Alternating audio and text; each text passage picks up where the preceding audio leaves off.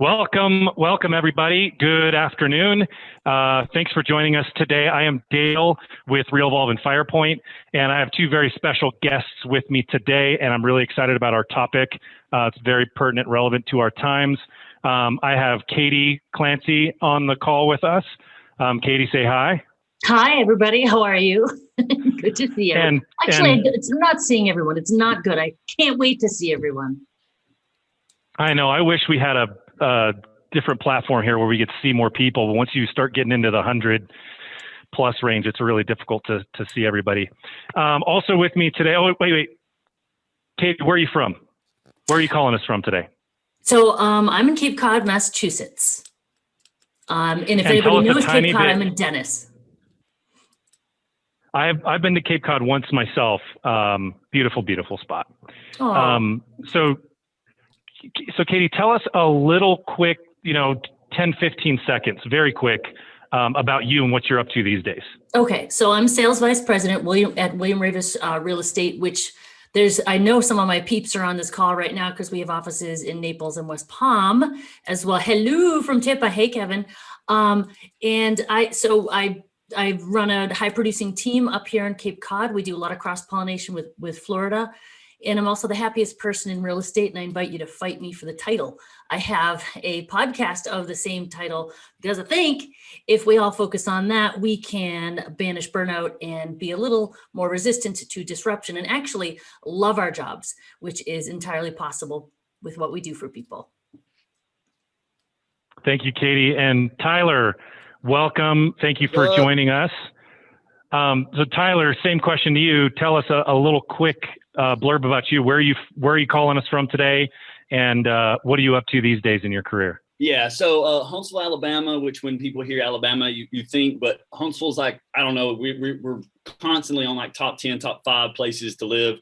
Price of the home isn't crazy, traffic isn't crazy, but still a decent amount of stuff to do. You got a bunch of engineered like tech jobs in town. So Huntsville's where I'm at, and as far as where I'm at in my career, I don't know, just growing, got a TC, bringing on a buyer's agent, so that's where I'm at right now.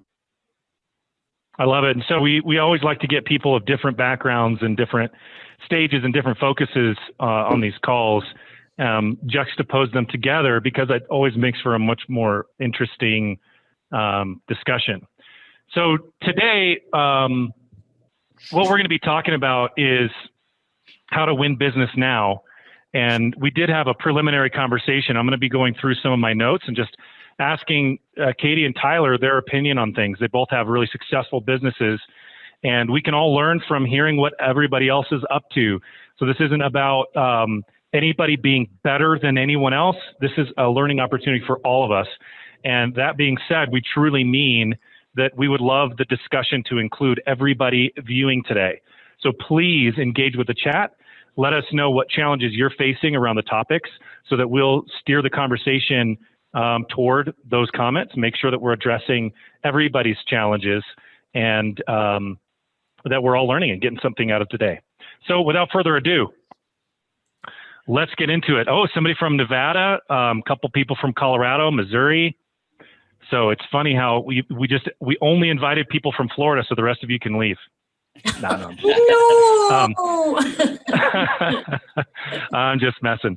So welcome everybody. So let's get into the topic. So what is going on with the market today? What is your opinion of what it feels like in your market? Tyler, I want to start with you. Yeah, so I'm guessing it's pretty similar to what everybody's experiencing. I don't know, but here, we're having a huge influx. Like if you see those like little highlighter maps of people moving into town, like I think we're getting, I don't know, it's something crazy, like a person every so many hours or something. I mean, it's a pretty crazy number. So selling's great right now, and that's what I'm attacking, for sell by owners is kind of my niche and, prospecting my sphere. And then on the buying side, just really tough right now. Everything's going, the people that are winning right now in our market are either cash buyers or if you've got cash to pay the difference in, the appraised value versus the contract of the home. Yeah. So it's really difficult for a lot of buyers right now. Yeah. That don't have kind of extraordinary means to to be able to get in. Yeah, and so Um, same thing's happening Yeah, here, but I Katie. wanted to make an interesting point because Tyler and I we're so different and I adore this. First of all, I love your accent. I just want you to talk the whole time. I'm the Yankee up here. But I work in it, and I think this is so cool because Florida has so many things in common with you and with me, and Florida is such a broad state. You have a lot of second homes, a lot of resort vacation areas. That's where I am on Cape Cod. But then you've got that all sorts of inland real estate, which is in more traditional stuff, which is I think probably what Tyler can speak a lot to. But in terms of buyers, let's talk about buyers first. Is that okay? Everybody all right with that? Because that's what everybody has access to, right? Mm-hmm. Okay, so we're rotten with buyers, and in fact, we are rotten with buyers. You have more buyers than you need. And the people are sitting, people say, call your listing prospects, Yes, we'll get to that. That's actually very critical, but you need to cull your buyers. They're not all ready. And you've got to be a little bit more fussy. This is my take. You've got to qualify them more than you ever have. You don't have the time to take every single buyer out, and just telling them, hey, it's really rough out there. Be careful. You're going to be competing against cash, no contingencies, over asking. They hear the words, but they're like, yeah, that's okay. Let's go see 9 properties on Sunday. But like, they're gone. You asked to see these properties on Friday and they're gone. And so they don't understand. And so I actually got this.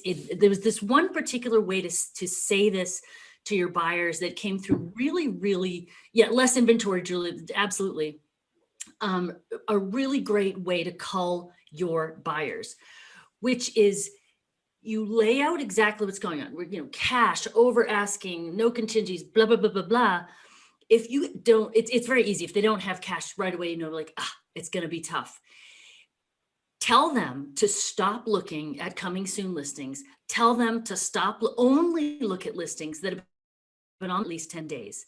It's just self-abuse to be going in weekend after weekend and just getting the snot kicked out of you every time, putting in these offers, not to mention you don't have that kind of time. You need to be putting in offers that are gonna stick. And I know there's an arc. I know there's an arc for a buyer, but if you've got someone who pushes too hard back at you on that, you got to walk on because you've got other buyers you can choose from. My opinion. Mm-hmm. Yeah. So what are you doing right now? And Tyler, I know you focus on listings. What do you do right now when you get a buyer? Yeah. So I had made the pivot here recently and brought somebody on. She's fairly new. I think she's going to be really sharp. And so I'm kind of, bringing her on with me. I'm bringing her to the first appointment I meet with them, saying, hey, you're basically getting the best of both worlds here, knowledge, and she's going to have the time to show you all the homes because it's crucial, right now to get out. So that's kind of how I'm going about it. But I do like the fact of if they don't get on board, there's other buyers out there. So you just kind of cycle. Yeah. And that's something that I think people are like twitchy about, like, oh, I can't tell them no, but you have to tell somebody no, because I know who you're telling no right now. You're telling your family no, you're telling your health no, you're telling your fitness, like your life is on hold and you are not going to last. You have got to be very careful. And your money, you're spending money. I know you are getting this stuff done. And you've really got to guard that a little bit more carefully. Amen. Yeah, I want to jump on that real quick. And I don't know if you ever want to reel us back in, but yeah, because we'll go. No, this is good. Because that's so true. And I think it does depend, because when I start now, I didn't care if somebody wanted to go see one at 12 a.m. I'm hopping in my car, we're going to see it at 12 a.m.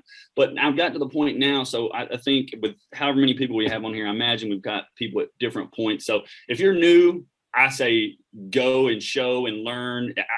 That was kind of my thing. I would never say no to anything. It didn't matter where it was, where I had to go, never say no for the first few years. But if you are on the, back into that, like getting control of your time is so crucial. I had time blocking for a long time, but recently it's something that I've really focused on. So if you don't have time blocking to where you're making your prospecting, where you got your family time, your appointment time, that has made such a difference in my health and business, to kind of go off what you were talking about. Yeah, yeah, and without a doubt. And honestly, actually, my advice for people who are just getting started and they're getting the snot kicked out of them, the agents, is this might be the time to pick up a salaried or hourly position in the industry, be someone's assistant, run for coffee. At least you're getting paid. Like, you have to get paid. This is why you're in this business. And something very interesting in our market. So, you know, we've always kind of known that 80% of the business is done by about 20% of the people, right? So I thought I checked in with our MLS. I was like, is that actually a thing? And he's like, no, it's 90% being done by 4%. Like, what?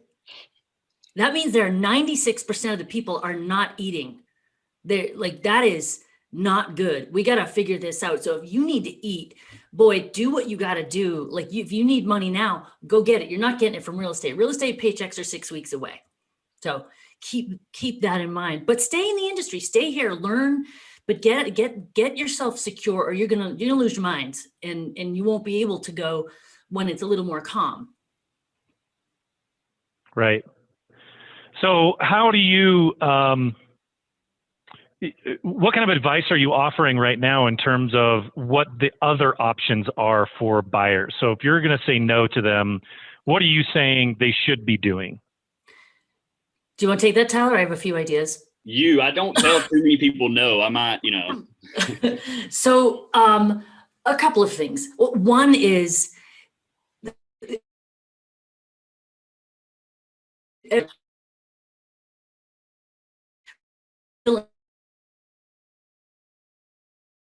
very emotional phase of life because of it. The sense of home has become very urgent and people aren't screwing around anymore, but they're not looking forward. If this market is not ending next week, it's not even next to ending this month, I think we're good through at least the end of this year. I think after the first of the year, things might start to change a little bit. But like, if you don't really have to do this right now, pause. You can wait a little bit and you'll be okay. Again, nobody likes to hear someone tell them not to do business, but you're not doing business anyway. So like, why don't you're going to need business in the fall also. So put some of these people in that bucket and nurture them for the fall. So that's one thing. The other thing is, finding rentals. I know that's really hard to do. People are also finding that very difficult, but sell the house, jump in. You're going to be able to, you'll have so much extra money from your sale. You'll be able to afford rental. Of course, you don't want to burn it all up in a rental, but if the opportunity presents itself and you can get a rental for a decent amount of money, do it. And by the way, while you're at it, go somewhere cool. Come up here, go down to Alabama, go somewhere cool in Florida, like rent somewhere else for a while if you can. So many people can do that, especially with work from home. Another option, move in with family. Not my family. I'm not doing that. But for some people, it does work. To like, remember, when you're first starting off, you live with your mom and dad for a little while and kind of, get your feet under you. This might be a time where you do that again. Move into, some people, like in our market, a lot of people have these second homes that are vacant in the off season. Go maybe pick up one of those places, sell the house, time it for that, live in that place while you go and shop. So those are some of the ideas I've put out there for people. The family thing. Nobody really jumps on that one. It's weird. Yeah. And so maybe Tyler, I just thought of a question for you, because I'm sure you run into this all the time. And this is maybe a tired question a little bit because I've heard it answered so many times, but what do you say to people when you're talking to the consumer, so homeowner, about listing, and they say they don't need a real estate agent right now because the market's so hot? Ooh, fired up on that one. Okay, I digress. So I'm telling them that I think right now you need a realtor more than any other time, because for sell by owners, are you going to get an offer? Yeah, no, duh, you're getting an offer and you're going to think it's a great offer, but it is not the best offer you can get. I'm so confident right now when I'm on the phone with potential sellers, especially for sell by owners, because they tend to be a little more ornery, a little more know-it-all than your average seller, obviously, because they went for sell by owner. I'm saying on my phone to get appointments, I'm like, I will literally do this for free if I can't get you more money. That's how confident I am. Like, let me come out there, let me do my marketing. There's a way to do this. So you can end up with more money and I can still get paid. So it's a win-win. And normally they're like, yeah, sure, come out here and we'll see. So. No, thank Love you. it. That's what I'm like, you can have it. The for sale by owners eat their young. I just can't. That's not true. That's actually not true. But for those of you who are like, I don't know if I could do for sale by owners, that's okay. But you've got to hammer in other ways. Something. Yeah. There's a million different ways people, I've got people that, like you would never, like that's just foreign to them, but they love writing and emotional like touches and stuff. Exactly. And they're I'm all about stuff. Exactly. And so I started real estate right before the crash. And I was super smug. I had all my ducks in a row. I kept my day job for a year. My husband had a job. I was great. And then within 9 months, just the entire world fell apart. As we all know, I got pregnant with my fourth child after I thought I had them all in school. It was insanity. And I had no money. In fact, we almost lost our house twice while I'm trying to build a real estate business. So I know suffering, and I know I couldn't invest in leads or anything like that. So I jumped hard onto social media and created relationships there. And I started with the relationships that I had and I built from there. And that's what I've called on now to build my business. I'm digging deep into the archives, back into connections that I had a long, long time ago and calling them up. So let's shift to listings. Is that okay to start talking about listings? Because we were talking about for sale by Yeah, owner. of course. Okay. So I've got a listing under contract right now. We had done a CMA a year ago, just at the beginning of the pandemic. And the numbers just didn't add up to what they needed or wanted. And then I was like, well, heck, I wonder what they are now. And I ran them again. I'm like, they could totally get that. Yeah. Called them up, said, you could totally get this. And they got it in 24 hours, multiple offers, cash, no contingencies, closing with huge amounts of money in escrow. These people, I want to tell you more about it, but it's not closed yet. So I gotta be careful, but going way back in your relationship database and calling those people. And if you haven't been calling them, let this be a lesson. You need to stay in touch. And we all know that. We all know that you need to stay in touch. If you haven't been staying in touch and you're just calling people now and begging for listings, it's harder than if you'd been calling them all along. What's that stat? 74% of people would use the same realtor again, but only 12% do it, whatever. You know why we don't call? Because we're afraid that they don't want to talk to us. We're like, why would you want to talk to me? But the fact is, they don't care if you call or not. They're happy to hear from you, happy to not hear from you. So call, make the call, make a friend, make it so the next time you see their name on your database list, be like, oh my God, it's Billy and Sue. I love them. I wonder how that puppy's doing. And you call them up, how's that puppy? And it's completely genuine. And you don't have to be like, oh, I think they got a puppy at some point. You actually have relationships. Mm-hmm. Yeah, I always say there's built-in accountability when you're working a transaction, when you're working a listing. The accountability is built in. Your clients are going to be holding you accountable. What's going on? When's the next time we're talking? What's coming up next? They want to know everything. But when you're talking about leads, and especially when you're talking about past clients, there's no accountability on the other side. They're not going to come to you and say, why are you not calling me? And that's where most of us get tripped up, because there's no accountability there. We don't call them. But this is where, this is where we reap what we sow. In markets like this, if we have done a really good job of following up, we can reach back out continually during this time, and it feels natural. It doesn't feel forced, and you can get listings when you need them. Absolutely.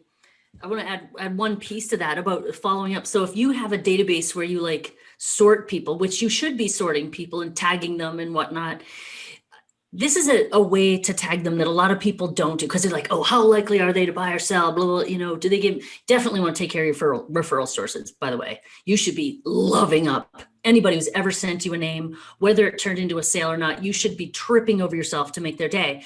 But if you're going through your database and you're trying to decide who to call, my advice is call the person you want to talk to the most. Make the easiest call first. And just, even if you don't think it's going to turn into something. I was doing my calls last week and nothing really happened. Like a lot of nice conversation. By the end of the day, I had 3 listing leads. I mean, Wow. like, I can't even believe I'm that person saying that. And they had nothing to do with the calls I made that morning. Yes. 100%. I think you put in, you'll get out somewhere. Real quick though, can everyone in the chat drop in how many years of business you've been? I just kind of, because a couple of these times I'm like, I don't know where to take this conversation depending on what we're looking at. So to go off that, you were talking about the 1 month. I can't remember how I made this jump in my head, but anyway, I'm going with it anyway. If you are starting out, 2 things, if I could go back and tell myself what to do, you kind of jumping off what you said earlier, I would get on a team. I would ride somebody's coattails and learn from them. If you want to, follow them out, that's cool. If you want to start your own thing, but if I could go back and do it again, I would get on a big team and see how this thing's working. And the crumbs are going to fall. If you're in one of those, like, you're going to get stuff eventually. And then number 2, when you are, needing money right now, it's very difficult to look in the future. But if another thing I would go back and tell my former self is, don't, if someone's looking in 6 months, a year, that's going to be here before you know it. And I think I could have got a lot more if I would have remembered, hey, eventually, I know 6 months right now when I need to pay my mortgage seems like a long time, but eventually it'll be here. And those add up over time. And then talking about calling past clients. The first few times it's going to be a little awkward, but now it's fun. It's like, hey, I just talked to somebody. Hey, how's the twins doing? Blah, blah, blah, blah. I got a listing. She might hand off to me a neighbor. So those get a lot easier over time if you just start. And also, when you call, they never go as bad as you think. I mean, how often? No, they don't. Ever. I've actually never had a call. No, I had one call. I had one call where I called an old friend and he has like this really high military rank and everything. And I was like, hello, how are you? It was super awkward. He's like, what's your problem? I'm like, I don't know. He's like, I'm still the same guy. I'm like, okay, all right, okay, bye. Yeah, sometimes you get nervous and you can't worry about just a crash and burn. It's going to happen. It's still no worse than making no calls. So you got to make calls. You also, I know both of you use technology and other ways to follow up. Talk a little bit about what you're doing with other technology. And I know, Tyler, you said last time we were talking, it's tried and true strategies, follow-up strategies, sales strategies, but it's technology enabled. Yeah, correct. So I kind of marry the two. I feel like you've got to be on video. And I know that's another thing that people, obviously, Katie, you're awesome at that people seem to be very terrified of, but you got to get on there and do it. Like, you go back in my Instagram, it's like one of my first videos or my old, some disgusting stuff, but using that and marrying it with cold calling. I've heard cold calling's dead. I cold call every single day. If I don't get somebody, boom, I'm doing a bomber, I'm doing a regular video, shooting it out to them. And a lot of times it's hard to tell no. It's a lot harder to face. And so I've noticed a lot of times I will get some feedback at that. And then a lot of times, I've been able to close the deal that I think just because I sent them a video. Oh, without a doubt. So I can jump right on that video chain.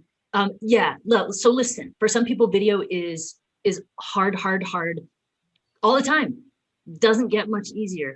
So use it or don't use it. But like I said, lean into something. But for most people, it starts weird and awkward and then gets easier. And the best advice I can give you, there's a few things, is this is what I look like in real life and this is what I sound like in real life, like it or not. And that's just that's who you are. And that's what they see when they see you in person. So I wouldn't sweat about that. But Jacob just put a question into, anyone here using video in creative ways. I'll tell you some of the ways that I use it. I started a show locally called What's Good Cape Cod. And we highlight a person, a place, and a thing that we think people should know about locally. And oh, stop, Tim. So someone I went to high school with is in Florida working in real estate right now. Little Botex goes a long way. No, actually. So anyway, this show we produce every week. I do it with another agent who's actually not even we're not even work for the same brokerage, because we have 3 objectives. 1, we want people to know what's good Cape Cod. 2, we want people to know that realtors do not stab each other's back as a regular practice. We're actually really good people. And number 3, we want business. And we want half of the people to call her and half to call me. But we do that. Our faces are out there. So we have this produced show, but we started it on Zoom and just recording on Zoom. And that's what we recorded. And we had 3, little segments. I use BombBomb a lot. And it absolutely, what you're saying, Tyler, like when people are like, you're just like, I'm getting a chance at a listing and they call, whatever they want to call back. I send them a quick video back, be like, hey, Steve and Kim, just wanted to put a face to the name. I'm really looking forward to meeting you on Tuesday. Here's a little something for you to look at before we meet. And they always are like, well, that was something. And it gets me, it doesn't mean I got a listing because I sent one BombBomb. It means I got to the next step. It means I passed the next, I leveled up. And that's all you need is just one step at a time. So those are just 2 ways that I use video. We got some good ones. Yeah, I have a quick anecdote too. I mean, so I used to work at BombBomb. I was at BombBomb early on. I worked for Darren, one of the co-founders at a previous venture. He was my boss, and we parted ways when he went to go work for BombBomb full time. It had already been going for a while. I was already a customer. He and I were using it in that business venture that we were engaged in together, and I used it for a ton of stuff. And that was back when it was a terrible product, and it was really early on and glitchy, and it was hard to use. Now it is so easy to use. So I'm a huge believer, needless to say, I'm a huge believer in BombBomb after spending years and years diving in and seeing what real estate agents are doing and what other businesses are doing with video. But I fell off the wagon. So here in our current business, we were using video a lot, and it just trailed off over the last couple of years. Well, we have one sales rep that makes maybe a third of the number of phone calls that the other reps make and still gets more appointments because of the video. Mm-hmm. So there's some other creative things you can do, but that video goes such a long way. Work less, build better relationships. When you call people, it's easier to talk to them because they've already seen you. Why would you not do it at this point? Absolutely. And I think video and also Zoom is something that I'm going to hang on to. Like our first meetings, because I work with a lot of second homeowners, second home buyers. So they're coming to get to Cape Cod, you get to the 2 bridges. That's the only way to get in and out. So a lot of people will call from, suburban Boston, but we'll Zoom first and get the conversation started there. It's also really good if you've got a hard conversation to have. And, you need to talk about, we didn't get we didn't get the house or whatever. Here's why, and let's talk about it. For some reason, it just, I don't know, it's better.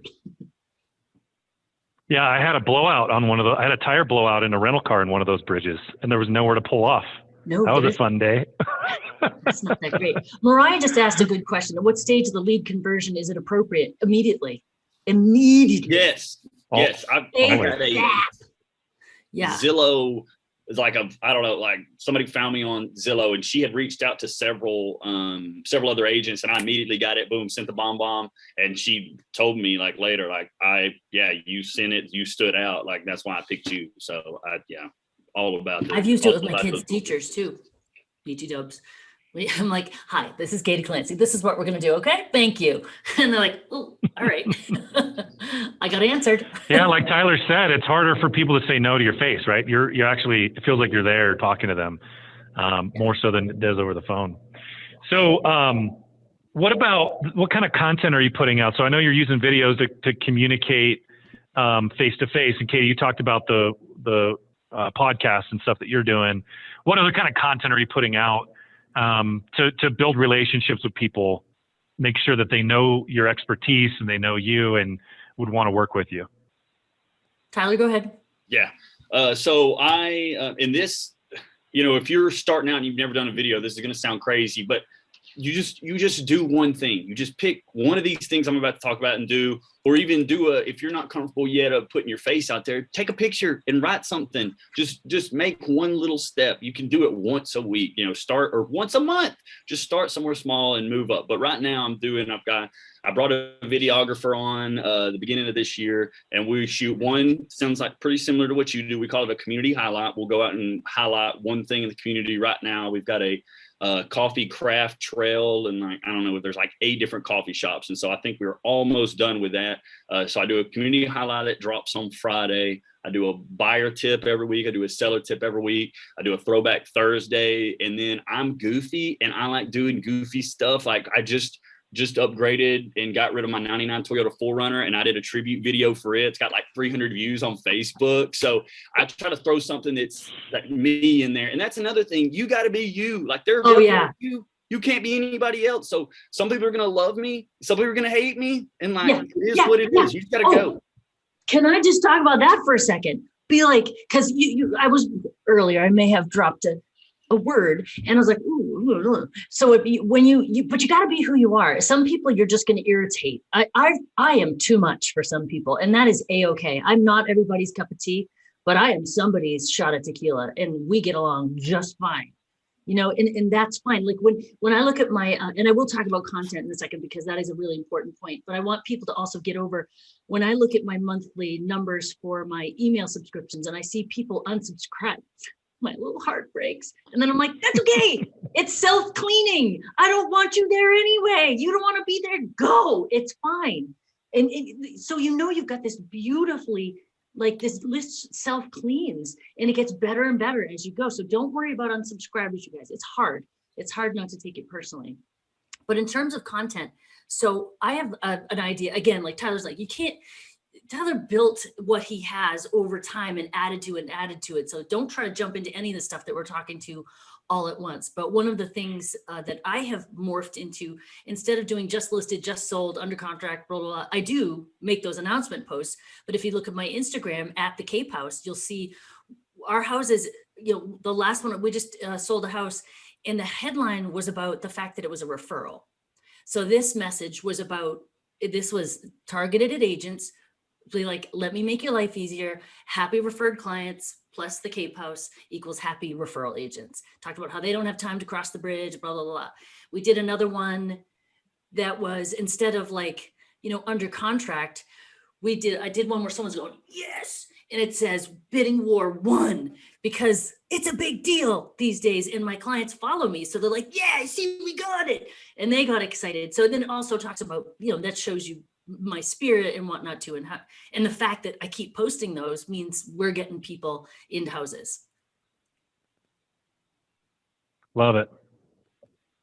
So one quick comment. We have a partnership with BombBomb. So we don't get paid when you sign up for BombBomb or anything like that, but we do have an integration in our CRM. And so within Realvolve, you can pre-record videos for certain stages. And today's market is a perfect example. What we just talked about earlier about the buyers and how you can qualify them and how you need to educate them. You can shoot a video that you use over and over again. That is second best. The second best use of video is to shoot it for consumption of a lot of people, to use it over and over and over again. It saves you a ton of time and still allows the prospect to build a relationship with you. But then you can also shoot one-off videos. So when Katie was talking about tagging and categorizing your prospects properly, within Realvolve, you can create a list.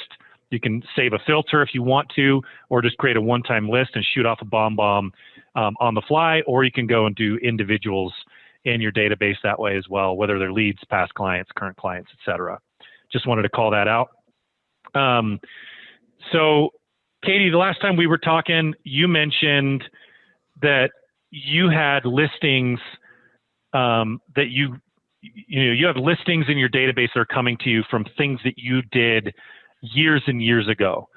What should people do today to make sure that they're capitalizing on their database, making the most of it? Is there some short-term strategies that you would recommend, or is it just, look, you got to bite the bullet and do it now so that in 5 years you're gonna be able to reap the rewards? Well, Tyler, I would love to hear your comments. Everything comes down to basics. There's no magic trick to any of this. It's just the basics. I don't care where you live, what kind of market you're in, all that stuff. So, but for me, you have to prioritize. Right now we have, resources, especially time, are really tight. So you've got to go where the getting is good. So you need to look at that list. And, now I don't think you guys knew I was a Realvolve customer when you asked me to do this. It just turned out that way, which was very cool, but I am. And one of the things that I do is I will look first by time. So we know that turnovers are actually extended. It's not 7 years anymore. And around here, it's more like 10 years. So I go back. So I've been in the market more than 10 years in the industry. So I go back 10 years and I look, all right, these guys might be starting to think to move. And I also look at sort of the demographics of my clients and if they're approaching different potential life stages, like biology drives the market. Have we not seen that? Like, so if they're birth, death, divorce, I can't really predict divorce. Actually, I did predict a divorce. Saw that coming a mile away, but whatever. Houses don't fix everything, people. But so I do. So I look critically at my database and I go where the getting is good. But remember what I said first. If it's just hard to get started, just pick the easiest call. Just to get the blood flowing, call your mom. Yeah. Like, Mom, you done with that house yet? Like, just get started. Yeah, Tyler, do you have anything else to add there? I don't think so. That's pretty good. Yeah. So Tyler, tell me what a typical day looks like for you right now, and how's that changed in 2021? I don't know about changed. I would say honed in a little bit more, like I talked about my schedule, my block schedule earlier. So up about 5. I'm a CrossFitter. If any CrossFit people are Me out there. too. Oh really? My God. I haven't worked out in 8 days because I was just on vacation in Florida, but we'll get to that in a minute. So get up at 5, CrossFit 6. Showered and out by 7:30. I try to do my post at that time. Seems like the engagements, peak. People are getting up, getting to work, checking their phones. 8 a.m. try to be in the office with my coffee. I check the hot sheet. I got to check in with the buyer's agent. And then at 8:30, I try to role play. 9 to 10 is just all banging out difficult calls. 10 to 10:30 is like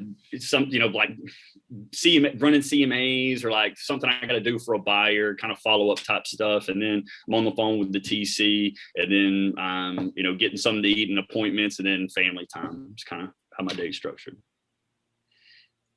Love it. And Katie, what about you? My day starts almost exactly the same. So I wake up at the crack of dawn. I either go to the 5:30 or the 7 a.m. class for CrossFit and exercise. And I can't tell you guys how important it is. I don't care what you do, Zumba, doesn't matter. Move your body in the morning. Just the best exercise is the one that you'll do. And you got to do it and do it in the morning. So I get back, clean up, take care of, now I've got to get a kid out the door. Remember that one I had when I started real estate after I thought that was done? Yeah, that's the one. So get her out the door. And then the way I sort and time block my days is I give each day a theme. So Mondays is client contact, blah, blah, blah. Wednesdays is marketing. So what is today? Thursday? So I told you, I just came back from vacation. So let's just talk about Wednesday though. Typically on Wednesday with marketing. So then from 9 to 12, I prioritize things that have to do with marketing, which means if I've got a list of 5 equally urgent things to do, if something has to do with marketing on that, I hit it first. So I'm not sitting there paralyzed, like, what should I do now? Or like, oh, I'm never going to get a chance to do this. So on Monday, when I have that same list, but it's client care is most important, the marketing thing waits. I don't hit that until Wednesday, which is a great. So if I give my days themes, then I can prioritize. And that way I don't get scared that I'm never going to get to something. I don't get too like bogged down and just do marketing all week. I could be creating content all day, every day and never call anybody back. Or I could just, never make a call because I'm too scared to start. But I know I have to do that on Mondays as a priority. So that's how my morning goes. Then, break for lunch. And then in the afternoon, I try to put all my appointments, anywhere I have to be, calls I have to do, webinars, stuff like that happen after 12.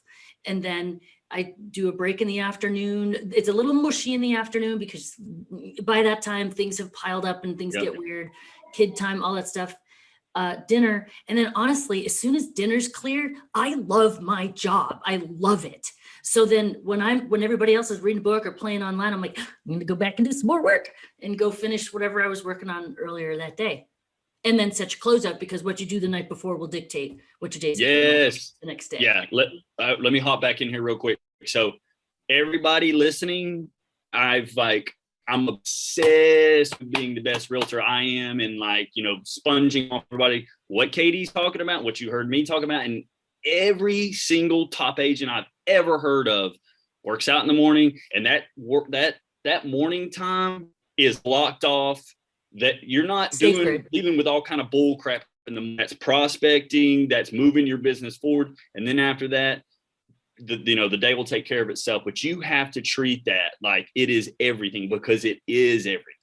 So absolutely, that's the way you start your day. And also with a great workout, whatever it is, now you've done the hardest thing you're going to do all day, the scariest thing, the most complicated thing. You're done. You did it. You've already had a win walking into your house. It's awesome. Yeah, I love that advice. So do either of you meditate, or is it just the workout? Since that's a hot topic these days. Not meditated in a while, but yes, when I do, it's incredibly effective. Yeah, I did I can't even remember what it was called now, but anyway, yeah, I try to, I don't know if this counts because I'm in my vehicle, and so I can't obviously just completely, but I try to, on my way from workout to the office, no music.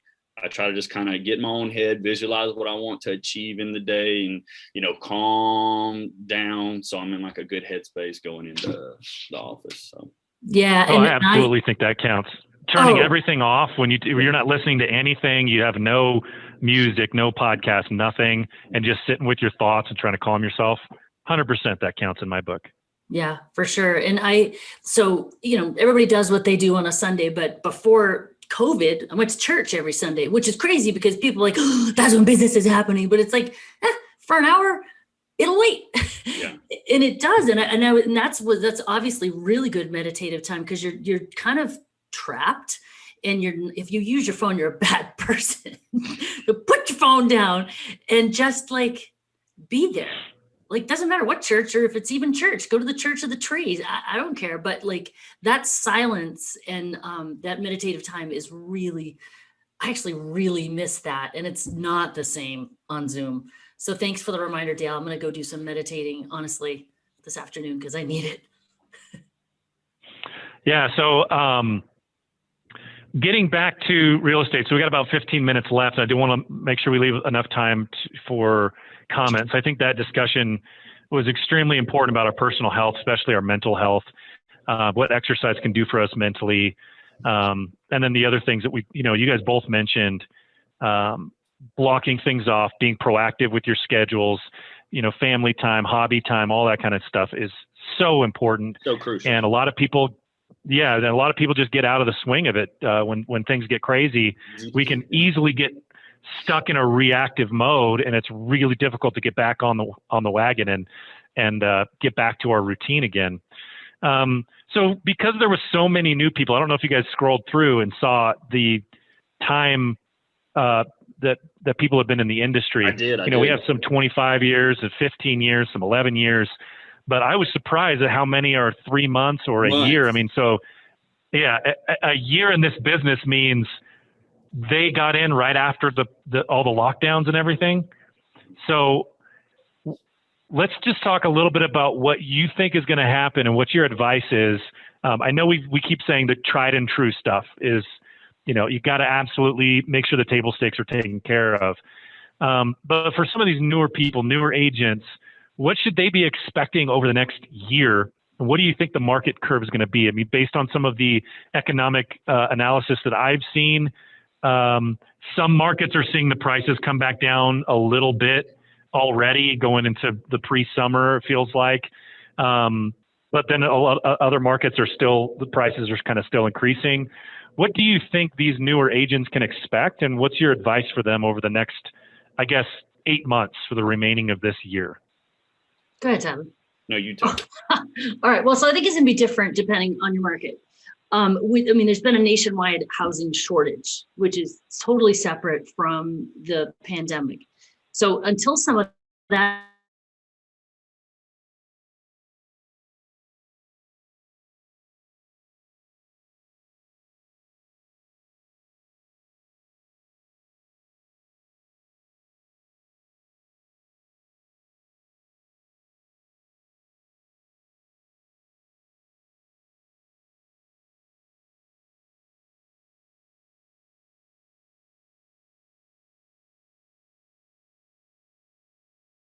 inventory, just because as we get through the pandemic and the vaccines, ramp up and people are feeling safe about, listen, I live in the third oldest county in the United States. So we have people who are concerned about their health and they don't want extra germs in their house. So there's a reason that a lot of people are not listing their homes up here.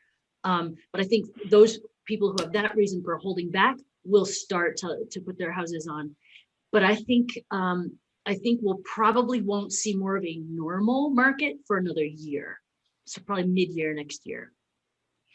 Yeah. So are anybody familiar with Keeping Current Matters? Yeah. Okay. So I follow them. And historically, Huntsville's about a couple years behind Nashville. So whatever's going on in Nashville trickles down to Huntsville. We're kind of pretty close right there. So and Nashville's still just bananas. So I don't know. I don't see anything slowing down too much for at least a year. I'm thinking 2, but that's just what I'm seeing and hearing. So yeah. I think that so if they're a new agent and they don't have a lot of listing leads coming to them and they just have buyers coming to them, how do you even get going right now? I mean, what's your advice? Like, how do you get the ball rolling? I know, Tyler, earlier you said just say yes to everything and hustle. Anything else you would add to that? I am a big advocate. I kind of said it before, either a team or a brokerage that feeds you leads. And then, so that'd be my 2 biggies. And then also, we've touched on it a bunch, but if you're a new agent, you got to be hitting up your people, you got to be calling your sphere of influence and just saying, hey, BW, your boys in real estate. I think that's the 2 things. And you just got to hit it and keep it going. And then social media, if you're not doing it and you ain't got nothing else going on, I mean, even if you don't have any knowledge, grab somebody in the office with knowledge, put a phone in their face. Hey, what do you think about the market right now? I mean, there is tons of stuff out there. I mean, follow me, follow Katie, just type in top real and see what they're doing. Just copy and paste. Copy us. All the knowledge is out there. Rip off and duplicate, R&D. Yes. Yeah. So for a new person, I would have slightly different advice. I believe that the cold leads are getting harder and harder and harder. And they're creating a lot of problems especially for new people. It's just not the way it used to be. Someone who's more established, I think, is going to do well. So I think for a new person, you're going to be more resilient, happier, successful, although it takes a little bit longer. So you have to decide that you're able to wait by building those relationships and, taking what you have and running. You will get something early. You will get a buyer or a seller early on from a friend or a relative. You just will. Yep. Unless you're just not trying at all. And once you have that, and that's the thing, once you have your first success and your first client, first of all, learn everything you can from it, and then just let the world talk about it constantly. Because remember, especially on social, people don't see stuff the first time it goes through. It flies by. Post, repost, post again. In fact, once you close that deal, Tamara, I'm talking to you. I know you just had a closing. Okay. Post it once. Then 3 days later, post it again. Then a week later, post it again. And then a month later, and then 6 months later for evergreen stuff. That's obviously not a just sold, but like for evergreen stuff, if you want to get yourself out there as an expert, repurpose your content. You can take one post and slice and dice it like a rotisserie chicken into every different social media platform, from LinkedIn to Twitter to Instagram, Facebook. Take it, use it, leverage it, and don't feel like you're being a pest or annoying, because there's that little unfollow button people can use. So let them decide if you're being a pest. One thing I want to add to that, social proof's a biggie. And when I was starting out and I, getting a deal every now and then, not anything too crazy, people thought I was doing great because I would take that one deal and, inspection. Well, we signed a contract, whatever. I would break that. Yes. And so think about it, if you got 2 deals going on, I mean, that's like I don't know, 12 points of Constant contact. activity. Yes, I mean, you can do so much with that. So yeah, break those down. It's a biggie. Don't forget that what you're doing, all this little everyday stuff, like right now I'm taking a screenshot of what we're up to because why not? And and so like whatever you're doing in a day, document it, share it. You think your stuff is so boring. Oh, everything I do, oh, there's nothing great. No, it's very cool. Show people how busy you are, how hard you work, and how diligent, how organized you are. Today is my client care day. Now it's time for me to exercise. Like, get out there and show people what you're up to.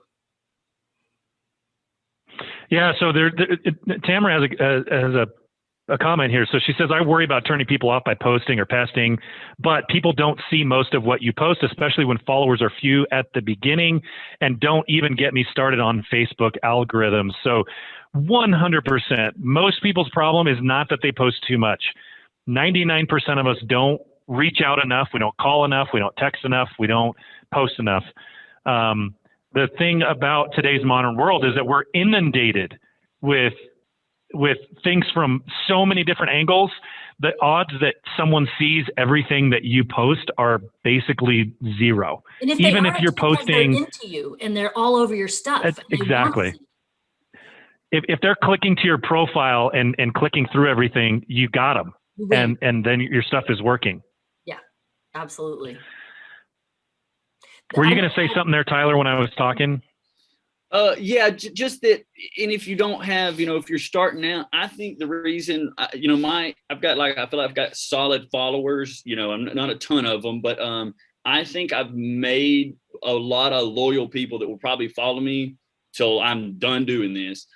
And I think it's because I started early and they saw the climb. So they feel like they went with me when, didn't have anything. So start early. And just, they can go back and kind of check you out. They feel like they're growing with you, I think. So, yeah.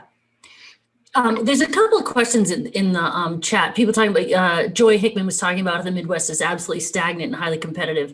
No one's selling. It's really difficult right now. Yes, that's really familiar. Those are the phone calls that you make. You'd be like, listen, I know you're not selling your house. Here's a script, okay? Hi, Tyler, it's Katie. How you doing? I know you're not selling your house because you would have called me, right? So you can be a little jokey there, but in all seriousness, I just want to tell you, I'm sure you've heard what's going on, but here are some stats of what's really going on. We're so desperate for listings. I just want to plant the seed in your head right now. Give me your bananas number. Just make up a number and throw it my way. And they'll be, I don't know, 800. I'm like, okay, great. So there's your number. You're never going to get it, but it was nice talking to you. Or you'd be like, that's all you want? I get you 850. Yeah. Let's really seriously talk about this. And they're like, you're kidding. Don't expect to get the appointment. You might not get it in the first phone call. Don't push. Okay. Once you get that, once the door's open, be like, okay, good. All right. So now let the energy flow through it. You'll know when to close, but don't push them. Just be like, oh, I got the idea. Be like, all right, well, good. I'm glad we talked about this. Let me just go show you. I'm actually going to do some analysis on your particular house and call you tomorrow at 4. All right. That's a great conversation to have with someone to get them to list when they weren't even thinking about it. But my favorite line is, I know you're not selling because you would have called me. People think that's funny. That is a good line. So do you guys want to plug anything you guys want to plug? Instagram pages, websites, anything that you want the audience to take a look at? I am dropping some people are asking. I'm dropping my handles in right now. So at the Cape House is my strict real estate consumer facing, and Hell Yeah Bacon is me. It's me, all me. But it's also me is the industry facing one. This is where you'll see my happiest person in real estate stuff. This is where you'll see what makes me the happiest person in real estate and how you could probably get there too. And I would also love for you to listen to the Happiest Person in Real Estate podcast. I don't make a dime from it. I don't ask anybody for anything. All I want is for you to be happy and make a ton of money doing it, because it's possible. Money and happiness are not mutually exclusive. They absolutely go together, but one comes before the other. And you might not be getting it right yet. I want you to. You can find it anywhere. Tyler, did you want to share any of your social media? Oh, you just did it. I think I'm doing it. I have no clue. I mean, Tyler Knowles is such a unique name. I don't think anybody else is out there named Tyler Knowles. So I think if you search, but I think these are mine. I think these are mine. I mean, I got them on here, but they don't look like yours, Katie. So I'm like, did I look? Because I've got them on my actual business card here. Tyler, I found you that way. It Okay. was, yeah. Yeah. Okay. It comes up. Okay, cool. I'm putting it in here just in case. Yeah, September. Yeah, and so, and if anybody wants to, I love what both of you guys said about just borrow information, invite other people on. That's what I'm doing right now. I'm not an active real estate agent, and so I can't talk about what it's like today. I know kind of what it's like, but I don't know what it's like in today's market, and that's why I invited you two to join me. If anybody wants to explore CRMs, I could talk all day long about CRM and how to build your business and create a solid foundation, how to sort your list, and some of the things you should do strategy-wise with CRM. And if anybody is looking to make a change there, if you are looking to start building that foundation, especially a lot of the newer people that are joining us today, reach out to us. If you go to realvolve.com/demo, you can just sign up to talk with us. If it's not a good fit for you, that's a perfectly acceptable answer. No is always a perfectly acceptable answer, but we're here to help. And so we would love to. I use Realvolve, and it's the most intuitive. There's some work to do on the front end, but it is time well spent. It's just like the time you spend like building your database. When you build this thing, it is a monster. It does so much for you, and it is built from the mind of a real estate agent. It not from the mind of a brokerage, well, I guess brokerages love it too, but like I feel like it gets me, I just teams and agents is that's our bread and butter. Or a team, right? You're right. You study the behavior of teams, you study what works well and what doesn't work well, and we're trying to save people the most amount of time and organize their day so that their brain feels organized. That's the problem with a lot of CRMs out there. They're just a glorified spreadsheet essentially, and you just have to go in there and look for things. And if you're good at doing that, you can win with it. Our approach is we want to save you time, automate a lot of the tasks that you do day in and day out so that you can be more effective with things. So efficient with things, effective with people. Realvolve.com/demo. And we're happy to talk with you, answer questions, share ideas, get your feedback. No is always a perfectly acceptable answer. So, and I will I'll drop the URL in the chat there in just one second. So, Tyler, Katie, any closing thoughts? You got this, you guys. I know we were like, tips and tricks to get the business right now. If you're not sleeping or eating well, you're not gonna be able to handle any business. You need to have your helmet on and your big girl pants. So you need to be ready. So take care of yourself, stick to the basics, don't look for the magic bullet. But the biggest thing I think you can do differently that you're probably not is connect with your fellow agents. We're all in this together. We all love to help each other. Just get out there, give help, get help, and we'll all get through this. Love it. Yeah, calls, that's the biggie. Calls or door knocking. I did a lot of door knocking to start now, and I don't know about where you're at, if that's you can even get away with that right now, but that would be my thing. And, never say no when you're starting out. Just take anything. I would go and show land that was like $5,000 an hour and a half away. I was like, whatever. So.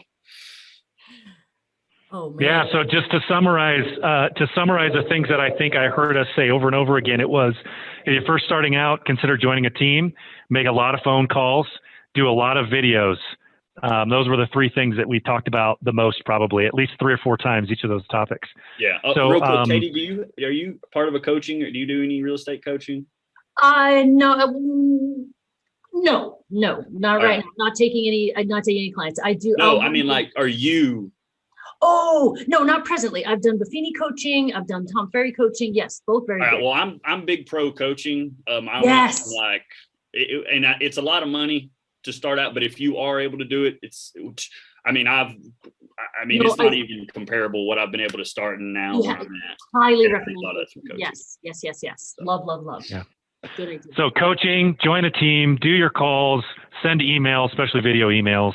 there's your four bullet points, 4 tips for you. Hopefully you got something out of it. Thank you again, Katie and Tyler, so much. Really appreciate you guys spending this time. And if anybody has any questions, feel free to email us, reply to the emails that you're getting on the follow-up. We're going to be sending out the recording, and we hope to see you at realvolve.com/demo, talk to you about your business and what we can do to potentially help you. Thanks again, everybody. Enjoy the rest of your day. Thanks, Bye for now. guys.